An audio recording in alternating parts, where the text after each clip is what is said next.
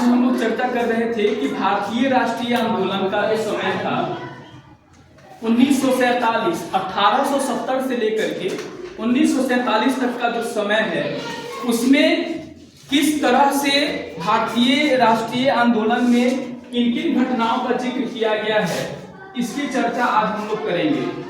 सबसे पहले आपको पता होना चाहिए कि जब हमारे कुछ क्रांतिकारी लोग यह महसूस किए कि एक ऐसी संस्था की आवश्यकता है जो वास्तव में हम भारतीयों की आवाज को उठाया जा सके, तो सन 1885 ईस्वी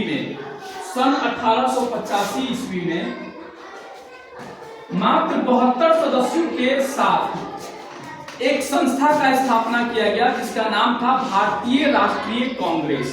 क्या नाम था? भारतीय राष्ट्रीय कांग्रेस। भारतीय राष्ट्रीय कांग्रेस की स्थापना कब हुई, अगर प्रश्न पूछा जाता है तो आपको याद होना चाहिए 1885 ईस्वी में हुई थी। और यह प्रश्न भी पूछा जाता है, बीपीएससी में पूछा गया यह प्रश्न है कि भारतीय राष्ट्रीय कांग्रेस की स्थापना के शुरुआती समय में कितने सदस्य थे, तो इसका उत्तर होगा 72 सदस्य थे।